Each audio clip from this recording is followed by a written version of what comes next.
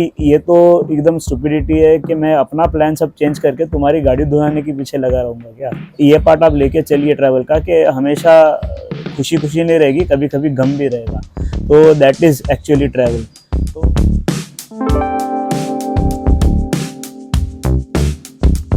तो गाइस, जब भी आप गोवा जाते हैं तो बहुत सारे जगहों पर स्कैम्स होते हैं, because it is a tourist destination. तो समझने वाली बात है कि भाई हर जगह लोग ये कोशिश करेंगे कि जो टूरिस्ट है उनको ठगा जाए।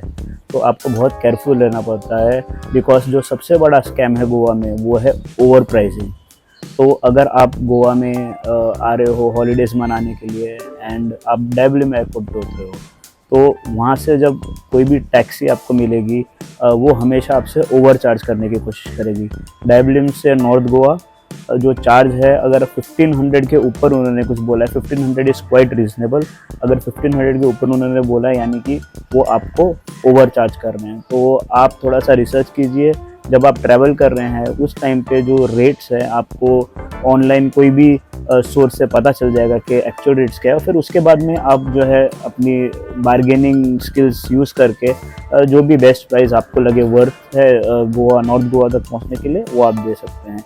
रिटर्न टाइम में भी सेम चीज़ होगी। सो इट इज़ रिकमेंडेड कि जो भी टैक्सी आपको डायबलिम से नॉर्थ गोवा लेके जा रही है वही आपको रिटर्न लेके आए, और उसके साथ में आप एक डील कर सकते हैं कि भाई 3-4 दिन के बाद में आप मुझे नॉर्थ गोवा से पिक करके जो है एयरपोर्ट तक छोड़ दो। तो उस तरीके से क्या होगा कि बार बार बार्गेन नहीं करना पड़ेगा और एक बार में डिसेंट प्राइस मिल जाएगा। जो दूसरी जगह है जहाँ पे ओवर चार्जिंग होती है वो है वाटर स्पोर्ट्स।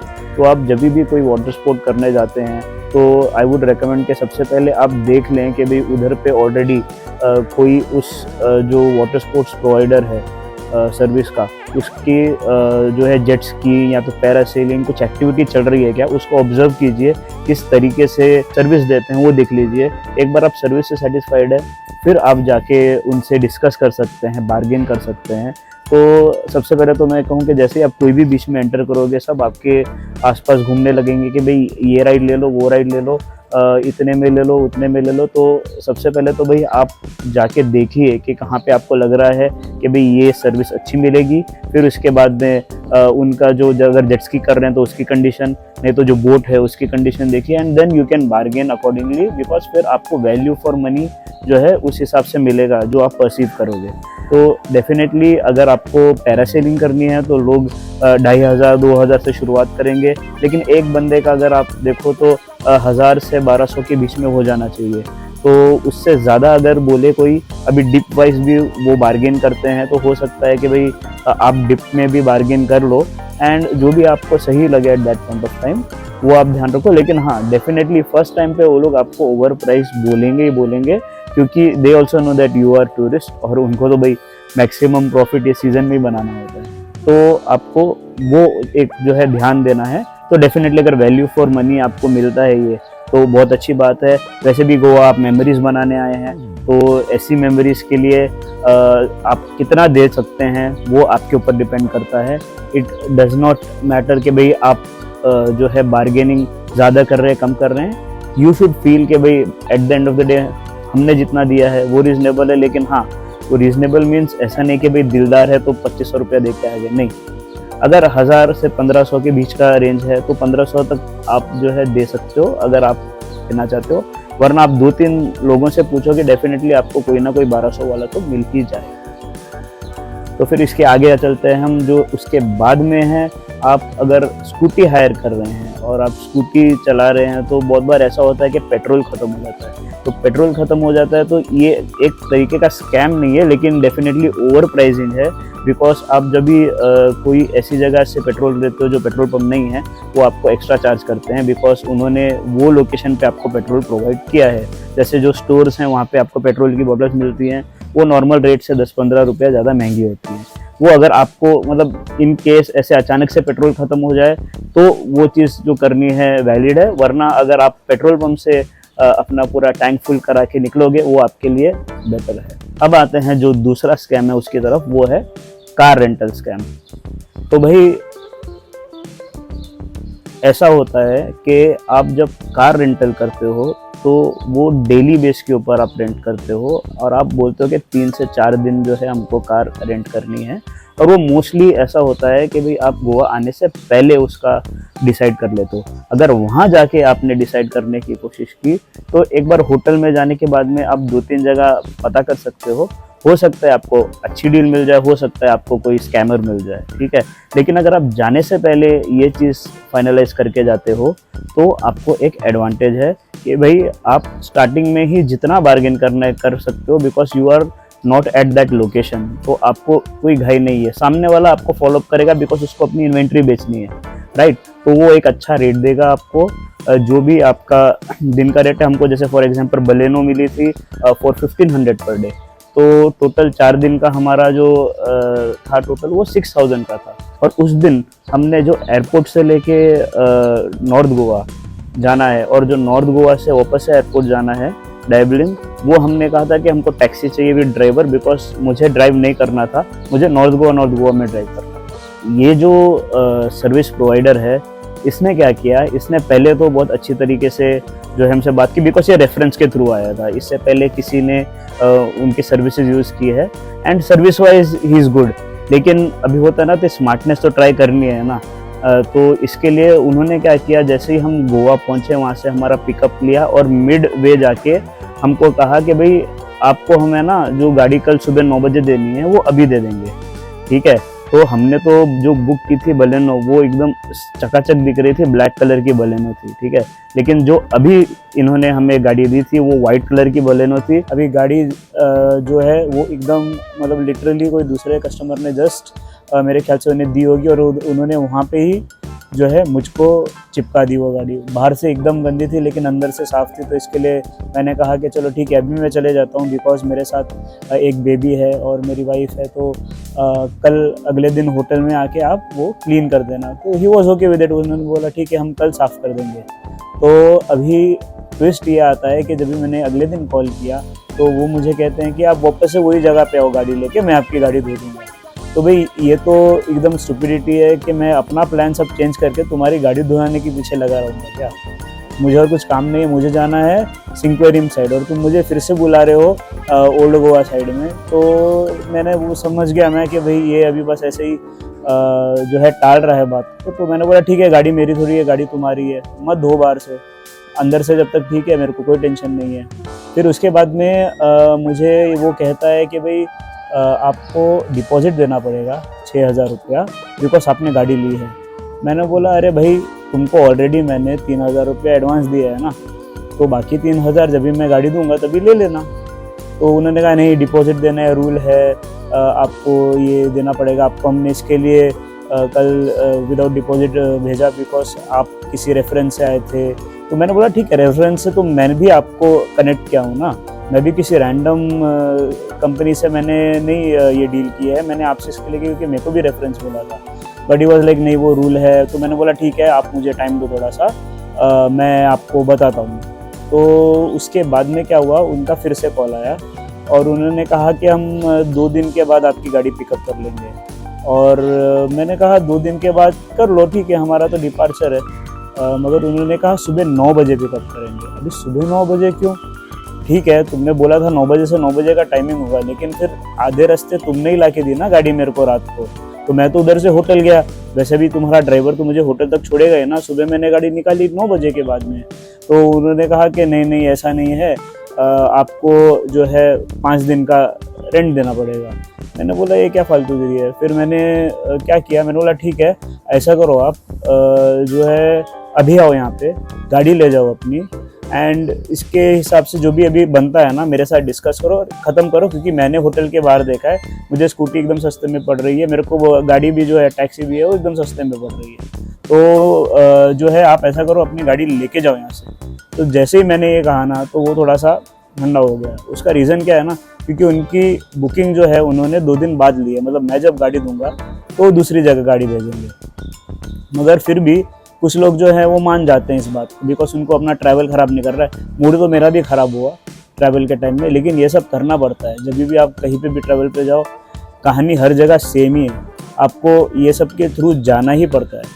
तो एक ये पार्ट आप लेके चलिए ट्रैवल का कि हमेशा खुशी खुशी नहीं रहेगी, कभी कभी गम भी रहेगा। तो दैट इज़ एक्चुअली ट्रैवल। तो मैंने उसे कहा कि भाई आके लेके जाओ गाड़ी। तो उसने बोला ठीक है ऐसा करो, आप जो है गाड़ी जो है यूज़ कर लो वो अगले दिन भी एक्स्ट्रा, और रात को जहाँ पे आपको ड्रॉप किया था हमने वहाँ से आप टैक्सी लेके, आपको मैं टैक्सी दिला दूंगा, वो आपको एयरपोर्ट पे पहुँचा देगी। तो मैंने बोला ठीक है चलो, लेकिन फिर बाद में पैसे का क्या, मतलब व्हाट अबाउट द अमाउंट। तो फिर वो कहा कि भाई दो आप 8,000 तो दो, बिकॉज हमको जो है पूरा टैक्सी ड्राइवर और ये सब मैंने हायर किया। मैंने बोला देख भाई, मुझे इफ़ेक्टिवली टैक्सी ड्राइवर ने एक बार छोड़ा है, अगर मैं जो हाफ वे पॉइंट है वहाँ से एयरपोर्ट तक का कंसिडर करूँ तो वो मैं एक बार का ही पैसा देने वाला हूँ, वो है 1500 रुपीज़। और 6,000 रुपया 4 दिन का जो मैंने प्लान किया था गाड़ी का, वो तुमको मिलेगा 15 × 4 6,000 रुपीज़। तो टोटल 7,500 मैं तुमको दूंगा, जबकि मेरा टोटल बनता था 9,000 रुपया। मगर क्योंकि उसने मुझे उतना डिस्टेंस ट्रैवल कराया ही नहीं, तो मैं 9,000 क्यों पे करूँ। तो बात हुई, डिस्कशन हुई, उसको मैंने सब मैथ समझा दिया। सब कुछ होने के बाद में वो फिर बोलता है एटलीस्ट 200-250 तो एक्स्ट्रा दे दो। तो उसने वो रिक्वेस्ट की, तो मैंने बोला कि चलो ठीक है 200-250 एक्स्ट्रा ले लो। और मैंने 7,700 के आसपास जो है मैंने वो पे किया उसको। तो उसके अंदर भी मुझे 1,000 रुपीज़ मेरे सेव हुए, लेकिन मैंने वो सर्विस उतनी यूज़ ही नहीं की इसके लिए सेव हुए। तो गलती मेरी तरफ से नहीं थी, नुकसान वो अपना खुद का करा बैठा। He was trying to be smart, वो बात तो सही है। एंड जब ऐसा होता है तो डेफिनेटली किसी ना किसी का फ़ायदा होता है। ऑल्दो मुझे ये सब फ़ायदा करके मीनिंग नहीं है, लेकिन जहाँ पे हमें लगता है कि भाई वैल्यू है, अभी देखो 7,500 का वैल्यू तो मैंने बता दिया था, 200 चलो ऊपर से दे दिया मैंने, चलो ठीक है। अभी कन्फ्यूजन चाहे उसी ने क्रिएट किया हो, लेकिन at the end of the day he should also be happy, because गाड़ी ठीक थी, गाड़ी ने बीच में कोई तकलीफ नहीं दी। जो बंदा था वो बात कर रहा था, उसने कहीं पे भी रूड होने की कोशिश नहीं की, तो वो एक अच्छी चीज़ थी। स्मार्ट बनने की कोशिश की मगर वो रूड नहीं। तो ये फ़ायदा हो गया रेफरेंस से कॉल करने का, बिकॉज क्या होता है ना, जो सामने वाला बंदा जब है वो बात करता है, वरना कुछ कार रेंटल वाले तो एकदम तू तड़ाक पे आ जाते हैं, एंड बिकॉज लोकल्स है तो आप ज़्यादा कुछ कर नहीं सकते। लेकिन हाँ, जितना हो सके उतना आपको समझाने की कोशिश करनी है उनको प्यार से, बिकॉज अगर लॉजिकल बात है और उनको अच्छे से समझाओगे तो चांसेस हैं वो समझ जाए। और हाँ, एक बात ज़रूर याद रखना, कार रेंटल या स्कूटर रेंटल से पहले आपको पूरी कार या स्कूटर का वीडियो बनाना है। बिकॉज क्या होता है, जब आप रिटर्न करने लगते हो ना, at that point of time वो आपको दिखाते हैं कि भाई ये स्क्रैच जो है वो पहले नहीं था, आपने किया है, तो 3-4 हज़ार रुपये आपसे ऐंठने की कोशिश करते हैं। तो बी वेरी वेरी क्लियर कि भाई देखो ये स्क्रैच पहले से ही था, ये मेरे पास वीडियो है या मेरे पास इसकी फ़ोटो है। तो उस केस में क्या होता है ना, सामने वाला जो है क्वेश्चन नहीं कर सकता है। मैंने कार का जो फ़ोटो है और वीडियो है वो पहले ही ले लिया था, और ये वीडियो क्योंकि मैंने जो कार रेंटल वाला आदमी है उसके सामने लिया था, उसको पॉइंट आउट किया था कि भाई यहाँ पे ऑलरेडी प्रॉब्लम है, डेंट है। ऑल्दो गाड़ी एकदम गंदी थी, मगर फिर भी मैंने बताया देखो इधर इधर जो है, और रात का टाइम था, हाँ, तो बहुत ही मतलब लिटरली टॉर्च मार के चेक किया था कि भाई ये जो जगह है यहाँ पे डेंट है। I was very clear. तो जब भी गाड़ी वापस से रिटर्न करनी थी तो एक गुंजाइश ही नहीं होती है कि सामने वाला कुछ बोले, because we have the proof with us. तो वीडियो अगर निकाल लोगे, फोटो आप खींच लोगे ना, तो एटलीस्ट जो सामने वाला है वो फिर आपको टारगेट नहीं करता है अननेसेसरीली। तो अभी थर्ड स्कैम इन गोवा वो है होटल स्कैम। अभी होटल स्कैम क्या है, अगर आप बड़ी बड़ी साइट्स यानी कि रेप्यूटेड साइट से बुक करोगे, जैसे कि मेक माई ट्रिप हो गया, यात्रा हो गया, या जो भी ऐसे नामचीन वेबसाइट्स है, तो मोस्टली क्या होता है ना, वो ऐसी प्रॉपर्टीज़ रखते हैं जिनके रेट्स जो हैं वो डिसेंट हो, और वहाँ पे जो बुकिंग आपने कर दी तो फिर मतलब सामने वाले की जिम्मेदारी है कि वो जो है मेक श्योर करे कि भाई बुकिंग के दिन आपको वो रूम मिल जाए। कभी कभार कोई प्रॉब्लम होती है तो कस्टमर केयर है आपकी हेल्प करने के लिए, ऑल्टरनेटिव जगह दिलाने के लिए, ठीक है।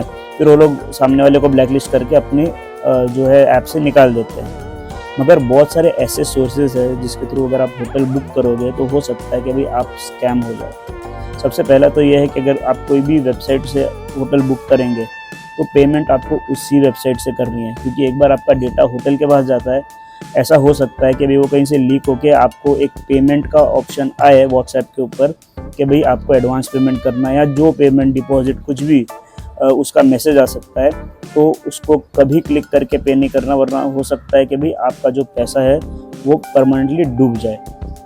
दूसरा ये है कि भाई आप ऑनलाइन बुकिंग करते हो और आप पीक सीज़न के अंदर उस होटल में पहुंचते हो, आपको पता चलता है भाई आपका रूम जो है वो किसी और ने ले लिया या रूम अवेलेबल ही नहीं है, तो उस केस पे वो कहते हैं कि आप डबल रेट पे कोई दूसरा रूम ले लीजिए, या तो जो आपका क्योंकि अमाउंट रियम्बर्स नहीं हो सकता है तो आपका वो पैसा भी गया।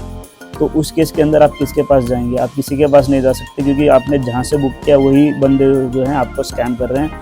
आप ज़्यादा लड़ झगड़ भी नहीं सकते हो, क्योंकि अगर ऐसा करोगे तो आपका पूरा ट्रिप जो है वो एक तो स्टार्ट होता है ट्रिप का, ठीक है, तो कोई वैसे भी चाहता नहीं है कि इतने हर्डल जाए, लेकिन आते हैं तो फिर सामने वाले को या तो एक्स्ट्रा पैसा देना पड़ता है या तो कुछ दे के उसको अपनी ट्रिप जो है चालू करनी होती है, बिकॉज आगे के बहुत सारे दिन उस पर डिपेंड होते हैं। तो इनको ये सब पता है और ये सब स्कैम्स इसी बेस पे होते हैं कि लिमिटेड टाइम के लिए लोग आते हैं, कुछ प्लान करके आते हैं, तो जहाँ पे 1000-2000 की गुंजाइश है एक्स्ट्रा लेने की या 3000 की, तो लोग देने को उनको कोई तकलीफ नहीं होती है, बस निकालना आना चाहिए। तो इसके लिए होटल बुकिंग जो है बहुत रेप्यूटेड जगह से करो, अच्छे होटल में रहो, कोई प्रॉब्लम नहीं होगी। स्कैम नंबर 4 वो है टूरिस्ट स्कैम्स, यानी कि कोई भी बंदा आपको अप्रोच करता है सामने से और आपके प्लान में फेरबदल करने की कोशिश करता है, तो आप कभी मत करो, चाहे आदमी हो चाहे औरत हो, कोई भी हो।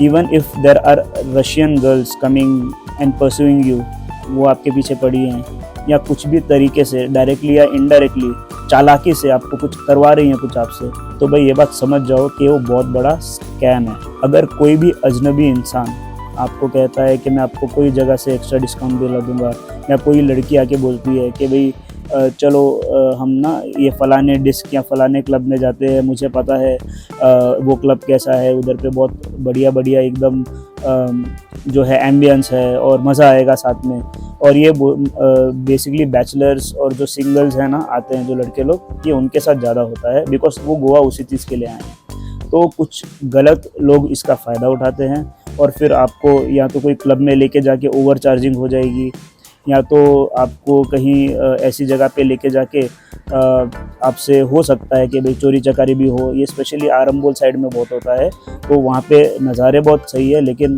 आप कभी भी जो है किसी के भी बहकावे में नहीं आइए, ना किसी को फॉलो कीजिए। The moment you start following, उसके बाद गेम उसकी है सामने वाले की।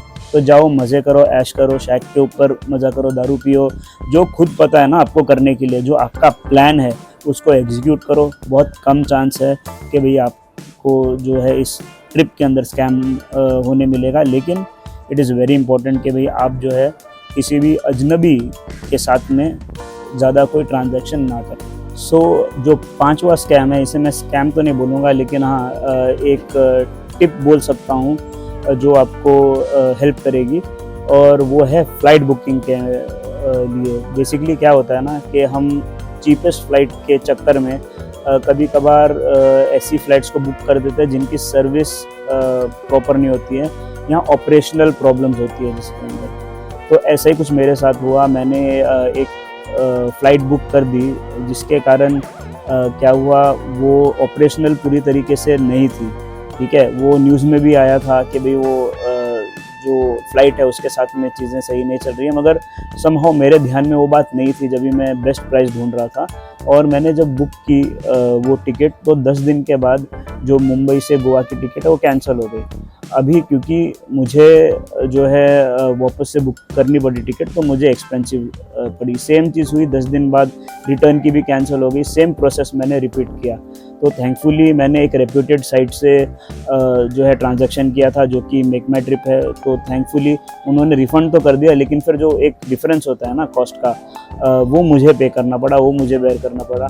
एंड उसके कारण क्या हुआ ना, मुझे से 4-5 हज़ार का जो है नुकसान हो गया, बिकॉज वो फ़्लाइट्स जो है मैंने बाद में बुक की, जो एक्चुअल फ़्लाइट्स जिसके अंदर हम लोग ने ट्रैवल किया है। तो मैंने तो तभी ही बुक किया, उस रेट के हिसाब से ही बुक किया। तो जो दूसरों को रेट्स मिले वही रेट्स मुझे मिले, लेकिन मैंने तो बहुत पहले बुक कर दिया था ना, तो वो 10 दिन का गैप जो है वो मुझे भारी पड़ गया। तो जब भी आप बुक कर रहे हो फ्लाइट्स तो मेक श्योर कि भाई आप ऐसे एयरलाइन के साथ में बुक करें जिसकी बहुत सारी फ़्लाइट्स है उस लोकेशन के लिए। एंड जो आपको ऐसा लगे कि भाई हाँ ये जो एयरलाइन है चलो 500 रुपया ज़्यादा ले लेगी मेरे से, लेकिन एटलीस्ट मेरे फ़्लाइट्स जो है वो कैंसिल नहीं होगी, ठीक है। तो एक ये हो गया। सेकेंडली क्या होता है ना कि ऐप्स के ऊपर होता है कि भाई आप एक्स्ट्रा पैसा पे करके आप ये रीशेड्यूलिंग ये सब से बच सकते हो, लेकिन फिर you don't plan for that ना, तो कभी कभार हो जाता है और हमेशा आप दोगे तो it is like just free earning for the app. तो इसके लिए मैं मोस्टली वो प्रेफर नहीं करता हूँ, कभी कभार ऐसा हो जाता है, but then that is travel. Travel is unpredictable, तो वो एक अच्छी चीज़ है ट्रैवलिंग के बारे में। तो दोस्तों ये थे कुछ इम्पॉर्टेंट जो स्कैम्स हैं जो हो रहे हैं गोवा के अंदर करंटली।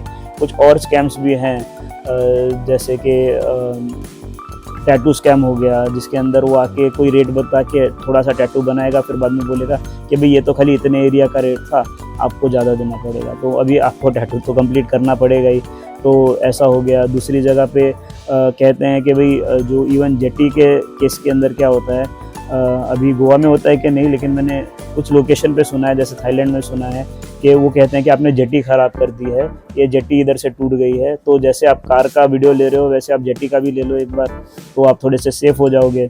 बेसिकली देखा जाए तो आपको खाली विजिलेंट रहना है। हाँ, कोई स्ट्रेंजर जो है, अगर आप किसी स्ट्रेंजर को मिल रहे हो तो you have to be vigilant. जब आप खा रहे हो, कुछ पी रहे हो, आपका ध्यान सब जगह रहना चाहिए, बिकॉज जैसे ही आपका ध्यान भटकेगा तो हो सकता है कि भाई आपके साथ में कुछ स्कैम हो जाए।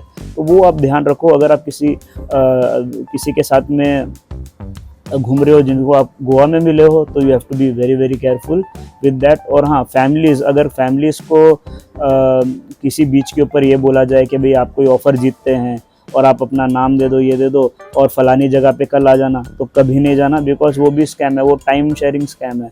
आपका टाइम वेस्ट करेंगे, अपना कोई प्रोडक्ट प्रमोट करने की कोशिश करेंगे, ज़्यादा स्मार्ट हुए तो प्रोडक्ट चिपकाने की कोशिश करेंगे। तो गाइस ये सारे थे स्कैम्स गोवा के अंदर। आप गोवा जाइए, आप एंजॉय कीजिए, लेकिन आप सतर्क भी रहिए, आप सावधान भी रहिए। So guys, thank you for watching, see you in the next video.